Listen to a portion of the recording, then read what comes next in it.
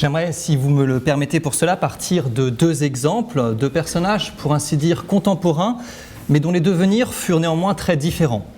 Le premier que vous connaissez tous est le maréchal de Saxe. Né en 1696 à Goslar, il connaît une formation qui l'amène à parcourir l'Europe. Au cours des premières années de sa vie, il est ainsi ballotté de Varsovie à Brême et de la Saxe à la Suède, dans le sillage de sa mère, la comtesse de Königsmarck.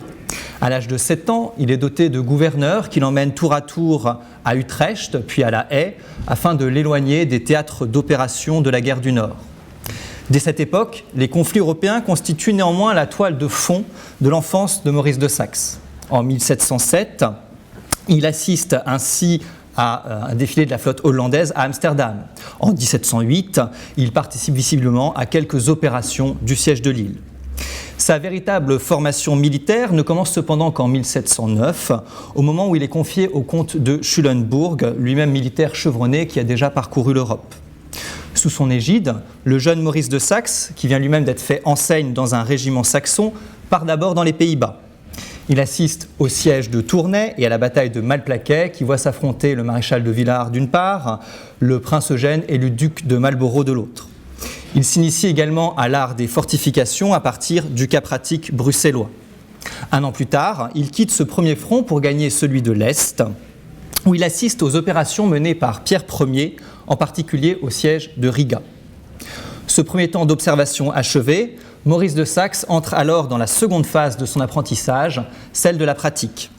Celle-ci le conduit de nouveau aux Pays-Bas, où il prend part aux opérations de Béthune et d'Aire, puis en Poméranie, où il participe notamment au siège de Stralsund et à la bataille de Gadebusch, à l'occasion de laquelle il peut s'émerveiller de l'extrême discipline de l'infanterie suédoise. Avec la fin de la guerre du Nord, cette expérience est prolongée par un bref passage à Belgrade, où le jeune comte assiste à l'affrontement final entre les troupes impériales et ottomanes. Il y acquiert en particulier la conviction de la supériorité des armes blanches sur les armes à feu, conviction qui se retrouve quelques années plus tard dans ses rêveries. En 1720, Maurice de Saxe gagne finalement le service de France, où il achète un régiment et met en œuvre des méthodes de dressage et de discipline inspirées des exemples suédois et allemands. Malgré un court épisode en Courlande et quelques ambitions russes vite avortées, ce choix de la monarchie française devient définitif avec la guerre de succession de Pologne et ne varie plus par la suite. En 1750, au moment où Maurice de Saxe s'éteint auréolé par la gloire, un autre personnage qui n'a pour sa part guère laissé de traces dans la mémoire contemporaine entre dans la carrière des armes. Il s'agit de Nicolas Joly de Saint-Vallier. Né en 1727, cet officier n'a réalisé qu'une carrière militaire médiocre. Il connut néanmoins en son temps une forme de notoriété attestée par la police de Paris dévoilée. L'ouvrage le décrit de fait comme le plus grand faiseur de mémoire qu'il y ait en Europe. Il a tant fait de bruit par ses projets ridicules, affirme l'auteur, qu'il peut être cité comme l'homme ayant assiégé le cabinet des ministres avec le plus de persévérance jusqu'à ce qu'il en ait tiré parti. Le récapitulatif de la vie de Saint-Vallier confirme que cette réputation ne fut pas totalement usurpée. Intégré dans le corps de la gendarmerie en 1745, il est fait capitaine d'infanterie 2 ans plus tard. En 1755, il quitte ce poste pour celui de commandant de la maréchaussée de Bourgogne. Moins d'1 an plus tard, l'entrée officielle de la France dans la guerre de 7 ans le conduit néanmoins à demander sa réintégration dans l'armée régulière. Face au refus ministériel auquel il se heurte, Saint-Vallier part chercher du service dans les troupes autrichiennes tout en servant d'agent de renseignement pour le duc de Choiseul et pour le duc de Belle-Île. Revenu en France avec la paix, l'ancien officier n'a alors de cesse d'obtenir sa réintégration dans l'armée et rédige pour ce faire de très nombreux mémoires manuscrits qu'il adresse aux ministres successifs. La répartition des troupes aux frontières, l'organisation des milices, l'administration prussienne, la discipline ou encore la manière de former les populations indiennes à l'art occidental de la guerre en constituent tour à tour l'objet. Las, ces projets ne rencontrent guère de succès et c'est ainsi non sans amertume que Saint-Vallier prend le chemin de la Hollande en 1778 afin de vendre à d'autres son expertise. Il y entre en contact avec l'ambassadeur d'Angleterre, le chevalier York, à qui il soumet plusieurs écrits. Désireux d'aller plus loin, Saint-Vallier embarque néanmoins pour l'Angleterre en 1779. Là, il soumet directement ses productions au vicomte Stormont, secrétaire d'État pour le département du Nord. L'opération ne s'avère cependant guère concluante, puisque notre exilé n'obtient en tout et pour tout que 250 livres et l'invitation à regagner la Hollande au plus vite. Déçu, Joly de Saint-Vallier se tourne alors vers l'imprimé pour défendre ses idées et dénoncer le peu de cas qui en fut fait. Son insistance, jointe à une brouille avec son ancien protecteur, le chevalier York, finissent par le conduire tout droit aux prisons de Bridewell, où il disparaît sans laisser de traces. Exemple parmi d'autres, ces destinées inégales, celle du maréchal de Saxe et celle de Joly de Saint-Vallier, constituent deux facettes d'une même réalité. L'existence, dans l'Europe moderne, d'une culture partagée de la guerre qui repose sur des phénomènes de circulation et de transfert.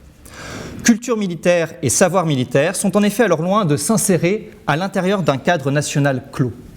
Indéniable pour le XVIIIe siècle dont sont tirés nos deux exemples, ce fait est sans doute encore plus vrai pour les XVIe et XVIIe siècles, époque où les armées nationales sont encore loin de constituer une réalité affirmée.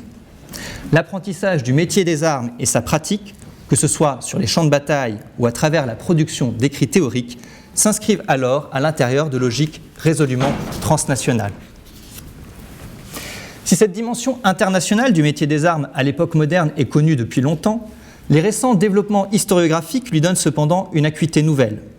Depuis une trentaine d'années, différents courants de l'historiographie ont en effet contribué à remettre en cause la pertinence d'une simple lecture nationale des processus historiques.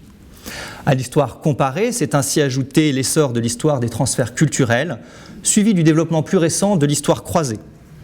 Ces approches se doublent depuis les années 1990 de la multiplication des travaux consacrés à l'histoire globale et à ses variations, histoire connectée, histoire partagée, histoire transnationale.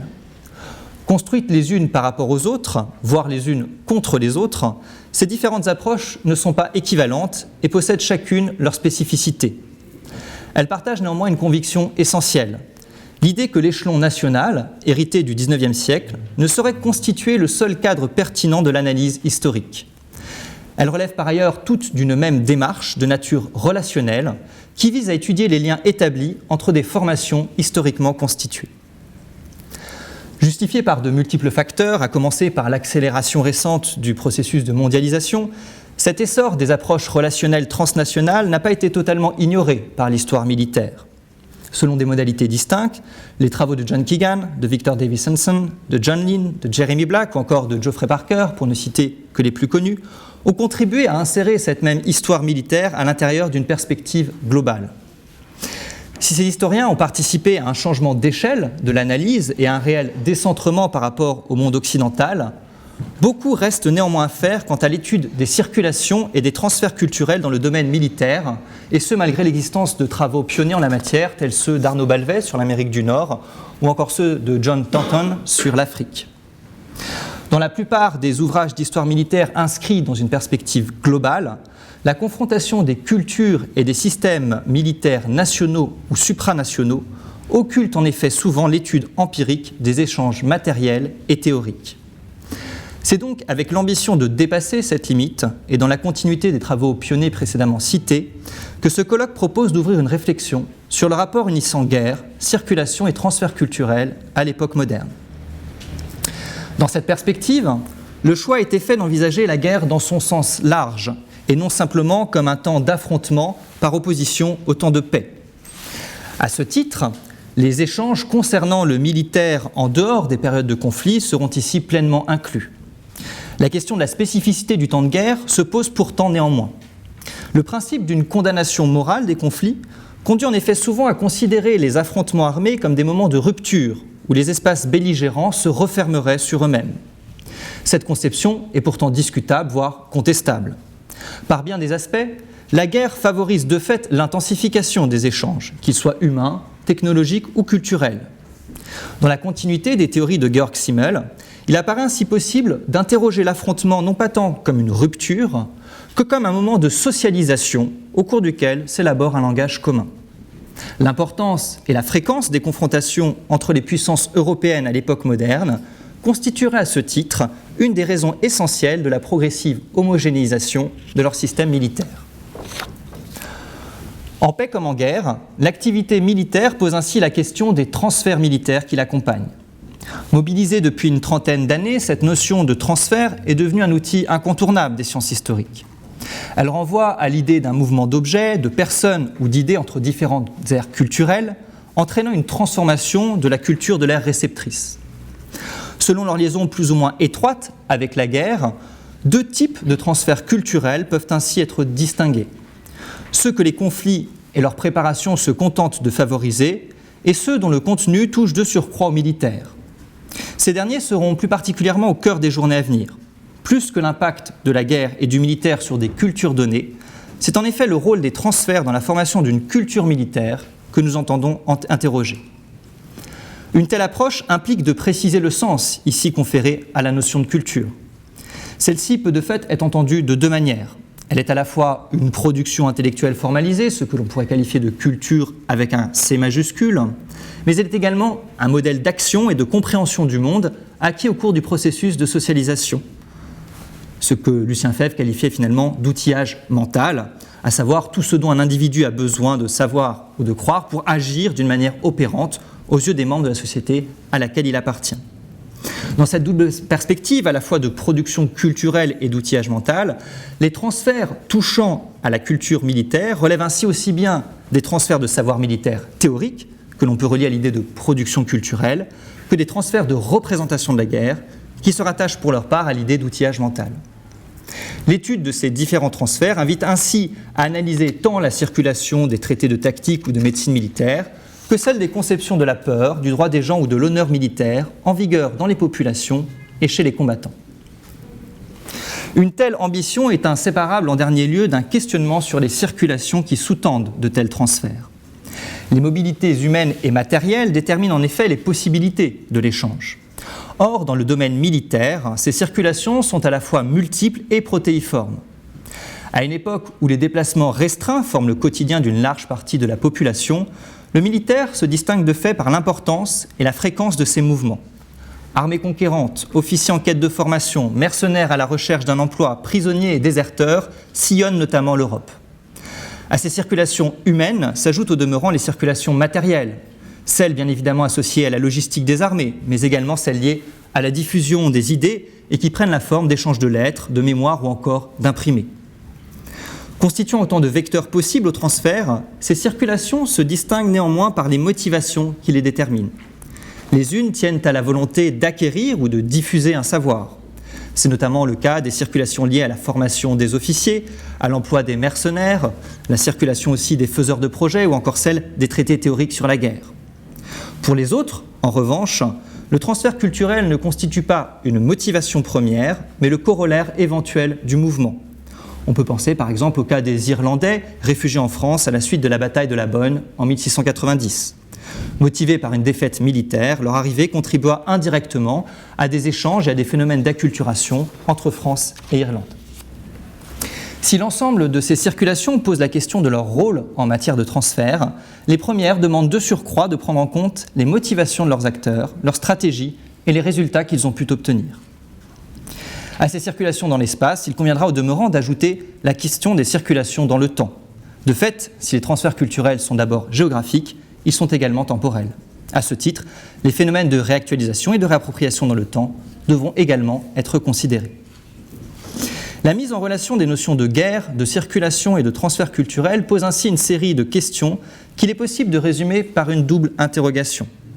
Comment l'activité militaire contribue-t-elle à la production de transferts, eux-mêmes liés à des phénomènes de mobilité dans l'espace et dans le temps?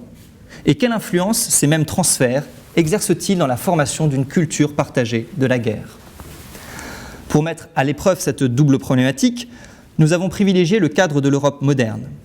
À l'heure de l'histoire globale et alors que les approches occidentalo-centrées font l'objet de vives critiques, un tel cadre géographique peut susciter l'étonnement, si ce n'est la réprobation. Il trouve cependant sa justification dans deux arguments. Le premier tient de l'ordre de la conviction. Nous sommes en effet persuadés que la volonté de ne pas réduire l'histoire du monde à l'ascension de l'Ouest et à l'européanisation du reste, aussi louable et nécessaire soit-elle, ne doit pas pour autant conduire à délaisser la formation d'une culture européenne de la guerre dont la réalité ne saurait être niée. Le second argument est d'ordre méthodologique. L'ambition de ce colloque n'est effectivement pas de partir d'un cadre géographique abstraitement défini et qui correspondrait aux frontières d'un continent européen au demeurant mal établi. Elle est au contraire de s'appuyer sur une étude empirique des circulations et des transferts culturels afin de réfléchir aux contours d'un espace européen de la guerre. Le cadre géographique n'est donc pas conçu comme une contrainte prédéterminée, mais comme un objet à délimiter par le biais de l'analyse empirique. Ceci implique en particulier de ne pas voir les frontières de cet espace comme des tracés linéaires et intemporels. Échange et circulation contribuent de fait à dessiner un territoire culturellement intégré dont les délimitations doivent moins être pensées en termes de séparation nette que de périphérie ou d'interface entre des aires culturelles distinctes.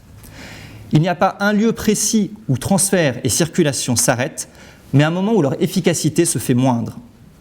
Mouvantes dans le temps, les périphéries que ces transferts dessinent ne se cantonnent pas au demeurant au seul cadre européen tel que nous le définissons aujourd'hui. Ainsi, l'Amérique coloniale apparaît-elle comme un exemple d'interface où se joue la rencontre entre deux modèles distincts de la guerre, au même titre que l'Écosse et que l'Irlande du XVIIe siècle. Nous n'entendons donc pas, dans la continuité de travaux comme ceux de Victor Davisson, affirmer l'existence d'une ère occidentale dont il s'agirait d'étudier les transferts internes. Nous prétendons plutôt nous inspirer de l'empirisme, revendiqué depuis quelques années par l'histoire connectée, pour étudier l'étrangeté des mondes en présence et sa progressive réduction par le biais des transferts, et ce afin de comprendre comment s'élabore un espace européen de la guerre à géométrie variable. Cette ambition est également à l'origine du cadre chronologique retenu.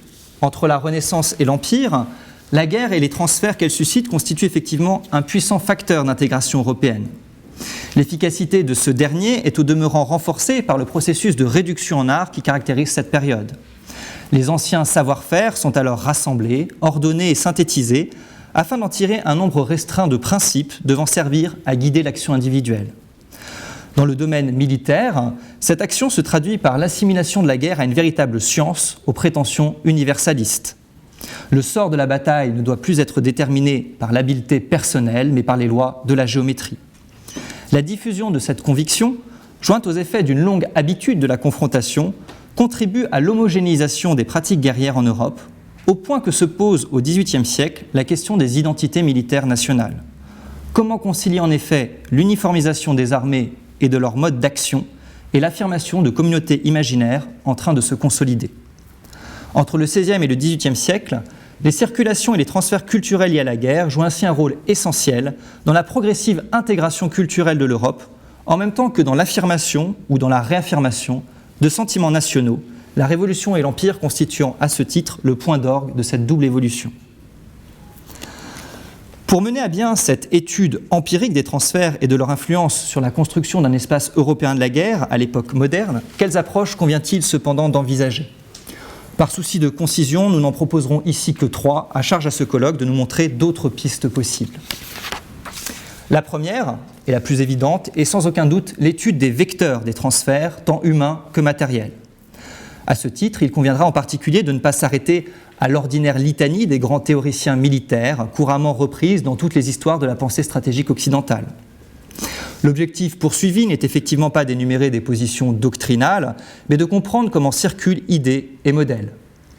Si les auteurs classiques seront à prendre en compte, il s'agira donc moins d'étudier leur pensée que leur insertion à l'intérieur de réseaux d'échanges et de communication qui tissent les contours d'une république des armes, similaire par bien des aspects à la république des lettres. Au-delà de ces grandes figures, il conviendra également de s'intéresser au Rousseau du ruisseau, dont l'action est essentielle dans le transfert et la réception d'idées nouvelles, comme dans la diffusion des différents savoir-faire.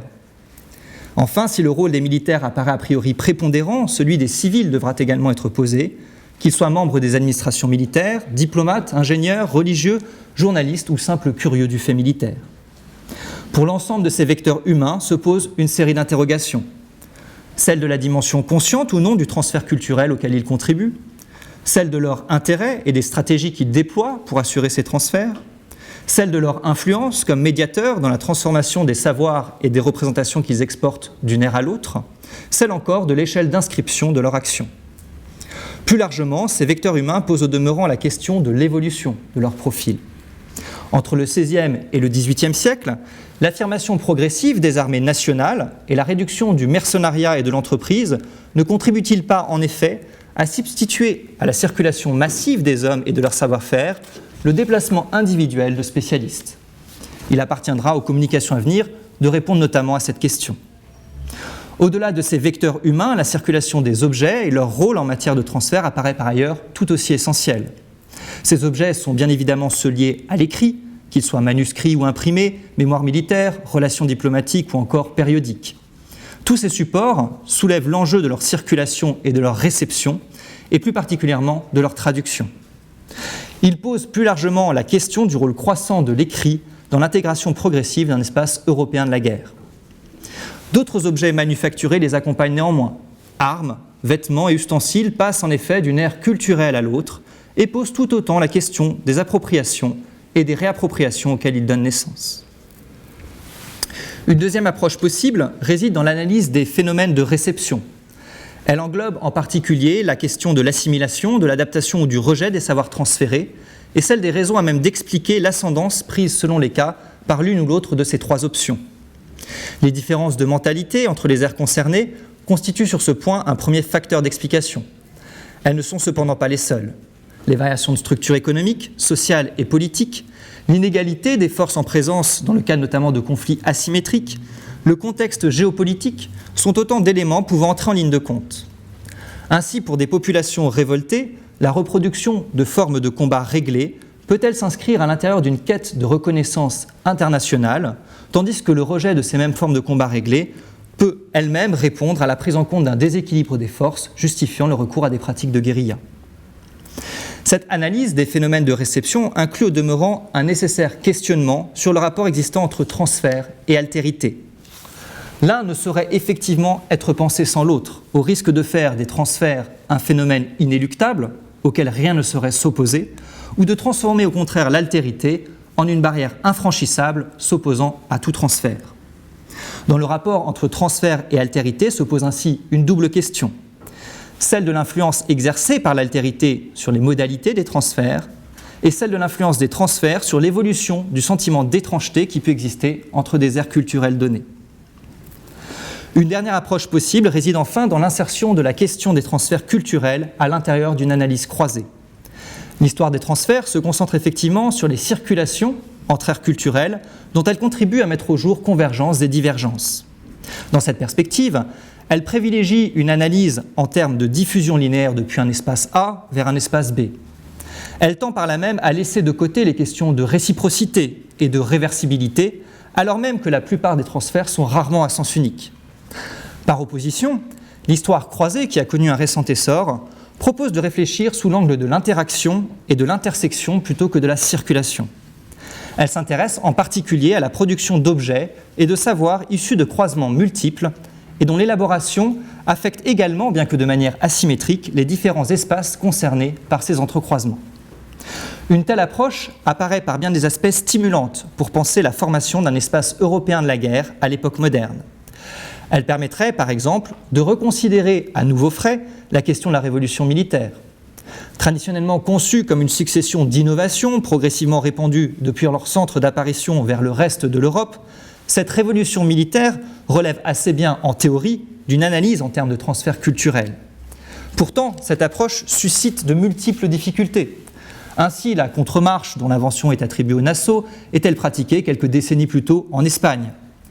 Considérer le renouveau tactique connu par les armées européennes comme un objet croisé, plutôt que sous l'angle d'une simple succession de transferts, permettrait d'éviter de telles apories en ajoutant à la simple idée de diffusion celle de croisements multiples, voire celle de convergence dont l'origine n'est pas nécessairement liée à l'échange direct de connaissances. Au-delà de l'étude des vecteurs et des phénomènes de réception, celle d'objets et de savoirs militaires considérés comme des produits croisés offrirait ainsi la possibilité de restituer toute la complexité du rapport unissant guerre, circulation et transfert culturel dans l'Europe moderne. Il reste à présent aux communications à venir de confirmer, nuancer ou infirmer la pertinence de ces quelques pistes de réflexion que nous vous proposons ici au simple titre d'hypothèse. Je vous remercie.